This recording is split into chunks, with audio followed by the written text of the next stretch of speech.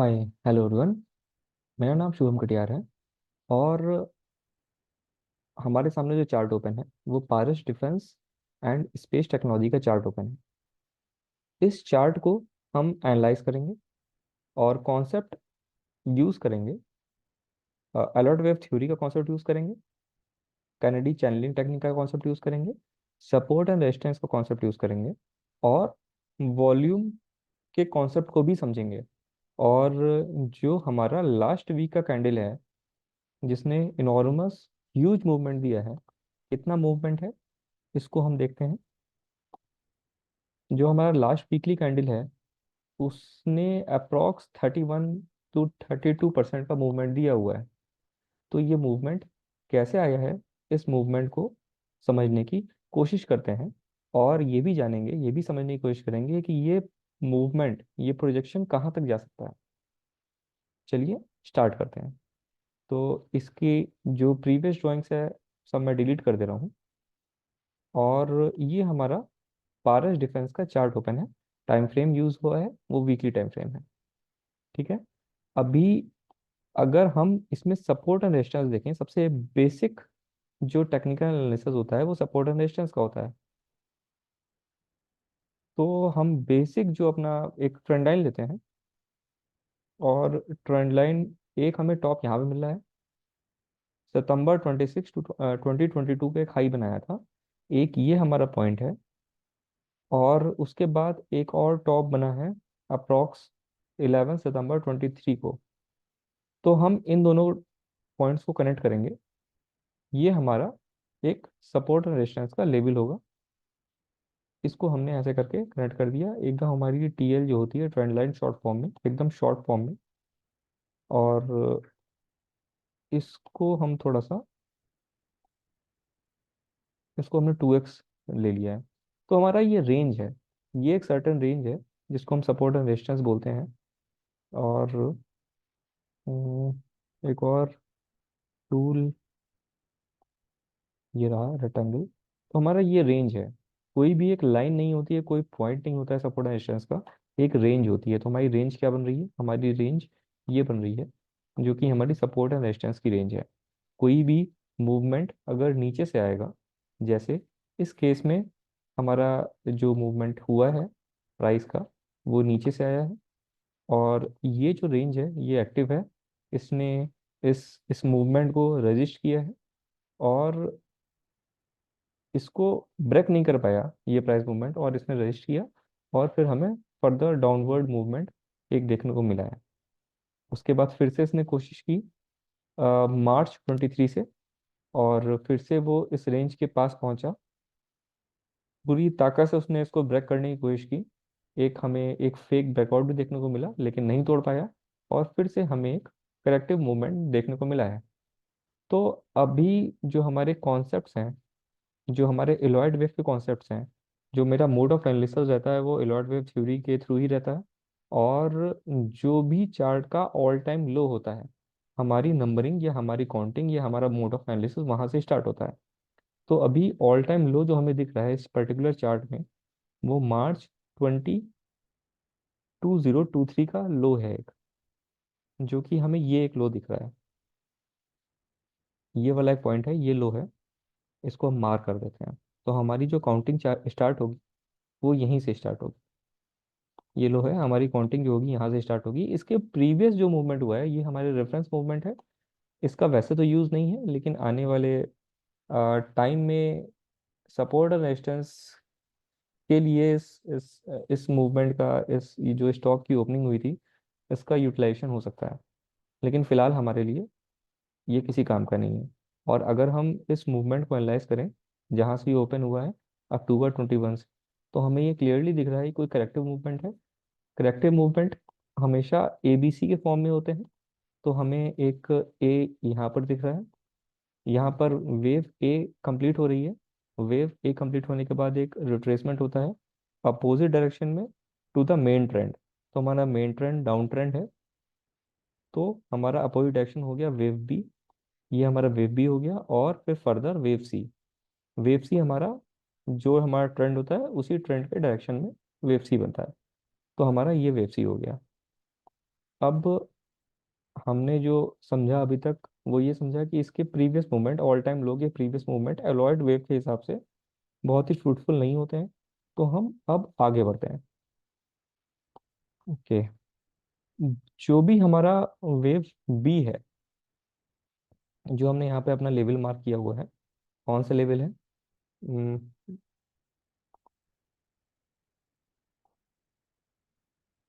ये वाला जो लेवल है, ये बहुत ही इंपॉर्टेंट लेवल होता है।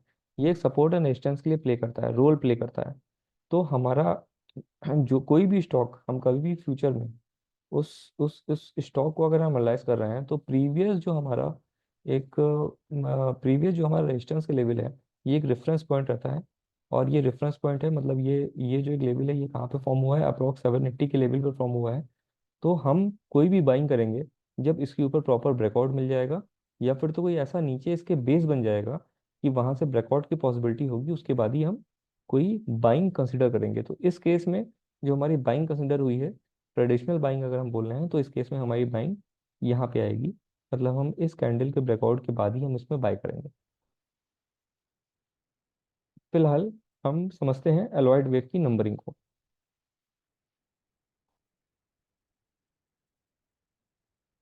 इम्पल्सिव वेव्स हमेशा 5 वेव्स के फॉर्म में होती हैं।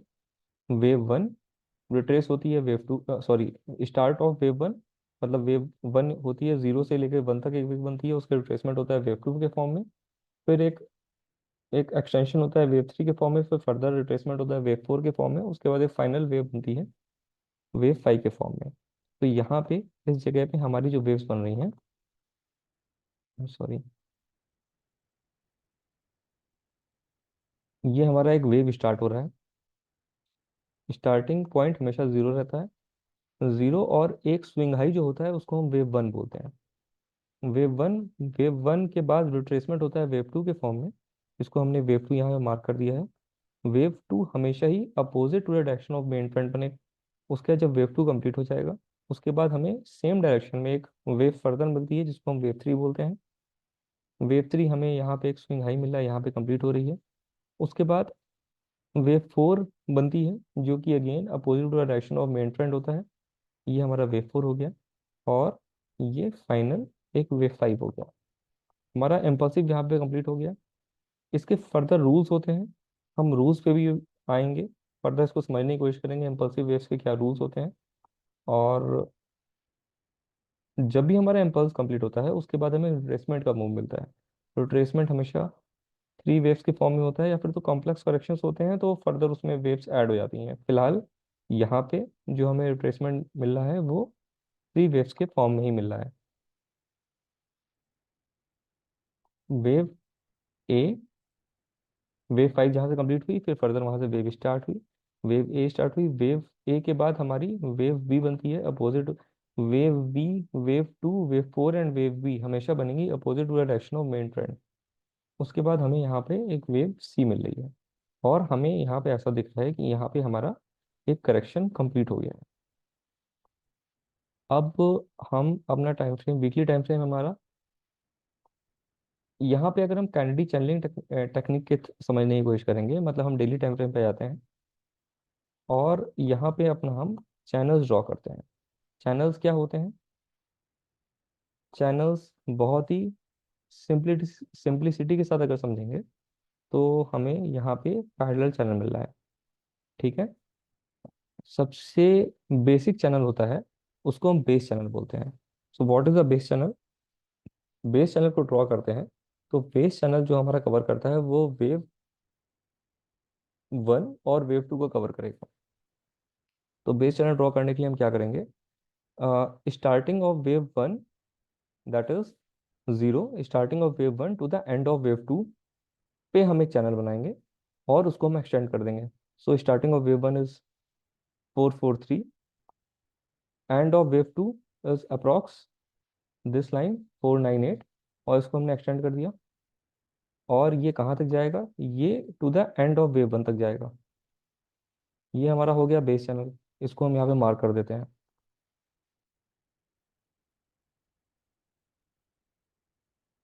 तो this is our base channel with black. तो हम इसको भी, इसका भी कलर हम ब्लैक कर देते हैं। ओके। अब हमारा एक चैनल आता है, उसको हम बोलते हैं acceleration channel. What is acceleration channel? Acceleration channel भी हम एक चैनल लेते हैं, पैरेलल चैनल लेते हैं। अब एक्सेलरेशन चैनल ड्रॉ करने के लिए हम क्या करेंगे? We will draw one channel from the end of wave one to the end of wave three till the end of wave two, और इसको हम एक्सटेंड कर देंगे। ये हमारा जो चैनल बना, जो and of wave one to the end of wave three तक गया, इसको हम बोलेंगे एक्सेलरेशन चैनल, और इसको हम रेड से मार्क करेंगे। और यहाँ पे हम इसको लिख देते हैं ACCELERATION।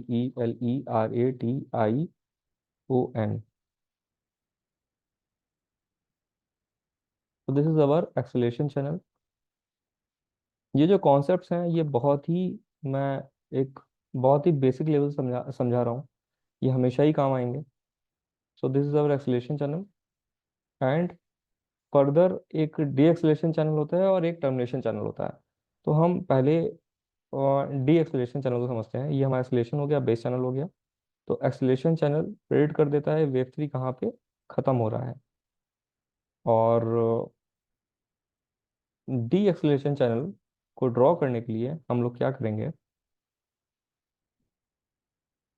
We will again take the help of this parallel channel, and we will draw our channel from end of wave 2 to the end of wave 4, and we will extend to the end of wave 3. What we are going to do is, we are going to take this blue color as a reference point, and will mark this as, mention this as termination channel.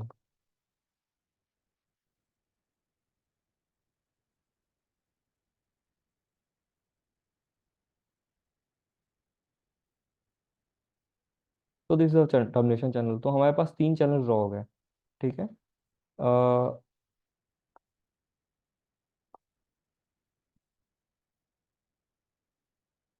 सो ये हमारा base channel हो गया। Revise करते हैं, ये हमारा base channel हो गया। बेस चैनल कैसे ड्रॉ करते हैं?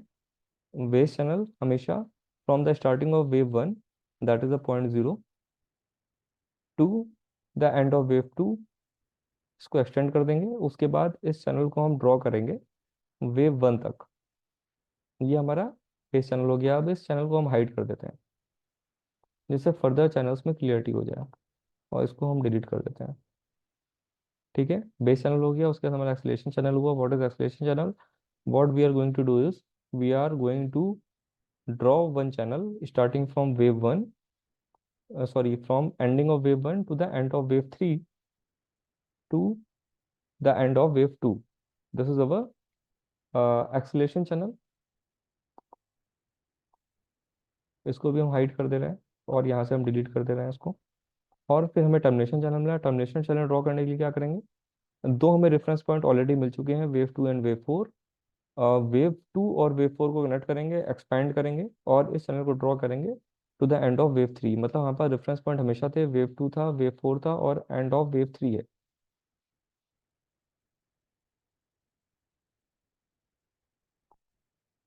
Okay, wait a sec, wait a minute.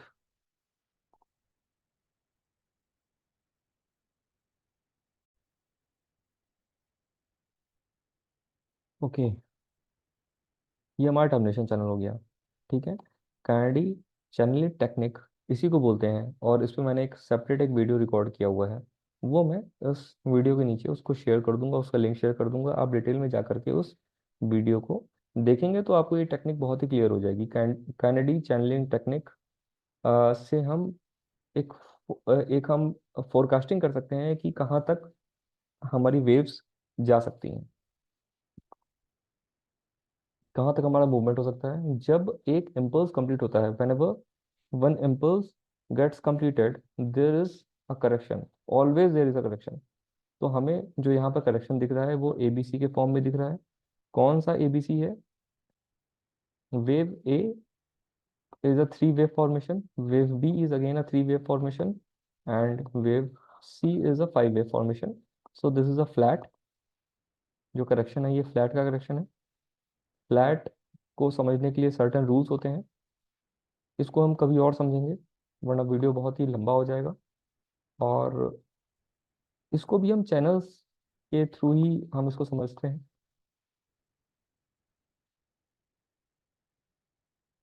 इस पे जब चैनल ड्रॉ करेंगे तो हमेशा ही वेव ए का जो ओरिजिन है to the end of wave B से वेव ए पे ला करके इस चैनल को एक्सटेंड करेंगे, जो हमारा चैनल ड्रॉ हो जाएगा।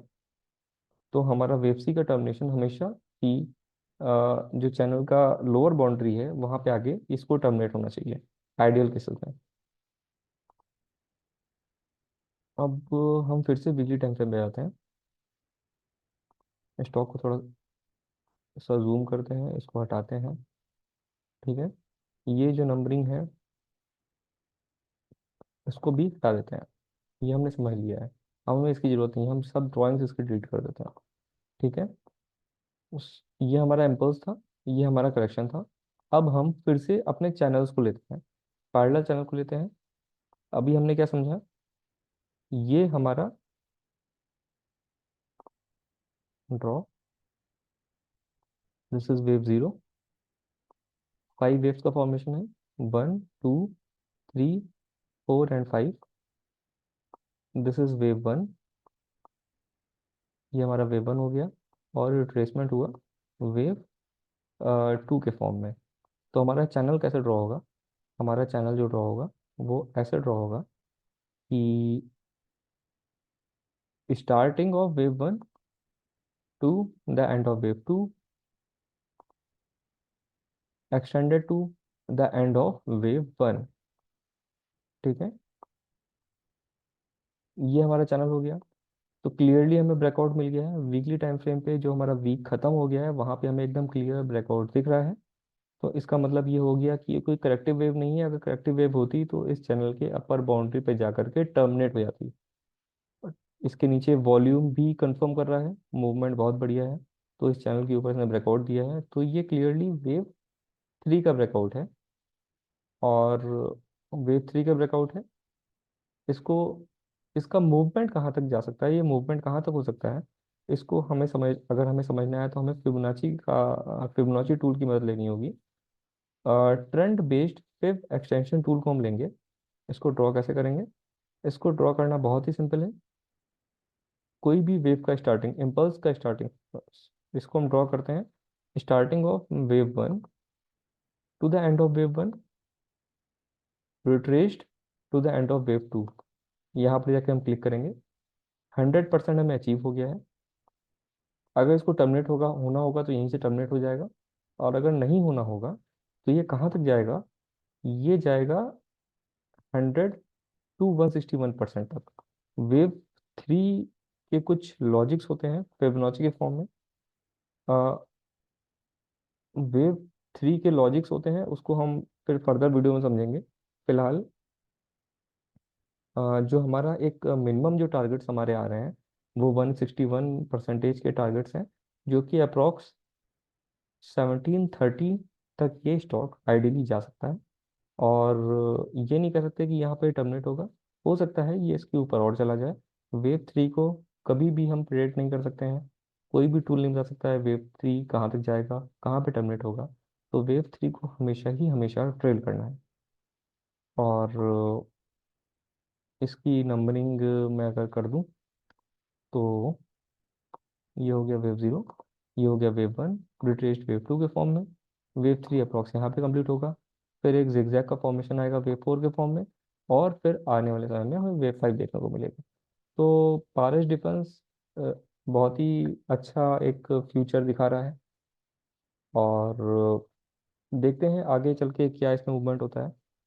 तो अभी हमने यहाँ पे चैनल्स को समझ लिया, फिबोनाची को थोड़ा समझने की कोशिश की, और फिबोनाची को समझ लिया, चैनल्स को समझ लिया, और क्या समझा? कैनेडी चैनलिंग टेक्निक समझ ली। हम सपोर्ट एंड रेजिस्टेंस के बेसिस पे भी इसको देख लेते हैं क्या कह रहा है ये। तो यहाँ पे हमारा एक रेक्टेंगल था, एक टूल था, ये सपोर्ट एंड रेजिस्टेंस का जोन था। यहाँ पे इन्होंने ब्रेकआउट दे दिया। अगर यहाँ पे इस जगह पे पारिस डिफरेंस से ब्रेकआउट दिया है, तो हमारी बाइंग एग्जैक्टली इस कैंडल के जो इसका हाई है वहाँ पे बनती है। तो हमारी बाइंग आइडियली जो बनी होगी वो 880 बनी होगी अगर हम सपोर्ट एंड रेजिस्टेंस पे रहे होंगे। और इसका एसएल जो रहा होगा वो लेटेस्ट स्विंग लो रहा होगा। तो ये 681 का इसमें एसएल होगा। और जो इसका प्रोजेक्शंस होंगे वो प्रोजेक्शंस जाएंगे, फिर से हम फिबोनाची टूल का मदद लेते हैं। और यहाँ से यहाँ तक जो स्विंग वेव वन का जो एंड है to the wave two till 100%, मतलब फिबोनाची के हिसाब से यहाँ पर टारगेट्स अप्रूव हो रहे हैं, अचीव हो रहे हैं। 100% तक जाना जाता है फिबोनाची का टारगेट्स। और इसको हम चैनल्स के थ्रू भी कंफर्मेशन ले सकते हैं। एक हमने चैनल ड्रॉ कर दिया, और इस चैनल का जो हाई होगा वो इसका टारगेट होगा, मतलब ये यहाँ पे आके टर्मिनेट हो जाना चाहिए था। तो ये इसका आइडियल टारगेट होता, अगर हम लोग सपोर्ट एंड रेजिस्टेंस के बेसिस पे अगर कर रहे होते तो। फिलहाल कोई भी ऐसा इंडिकेशन नहीं है कि मूवमेंट पॉज हो रहा है या फिर तो मूवमेंट रुक रहा है। हम लोग वेव थ्री में हैं, और वेव थ्री में इनॉर्मस मूवमेंट होता है। तो पारिस डिफरेंस में जो एक एक हमें रेजिस्टेंस देखने को मिल सकता है, वो कहाँ पे देखने को मिल सकता है? वो इस लेवल पे एक देखने को मिल सकता है। लेवल है 1259 का। यहाँ पे आके एक माइनर सा रेजिस्टेंस देखने को मिल सकता है, हो सकता है थोड़ा सा फ्लक्चुएशन हो, लेकिन पॉसिबिलिटीज है ये फर्दर अप मूवमेंट में कंटिन्यू करेगा। ओके। अब कल एक नया स्टॉक ढूंढते हैं और उसको समझाने की कोशिश करते हैं। तब तक के लिए thanks a lot, thanks for watching.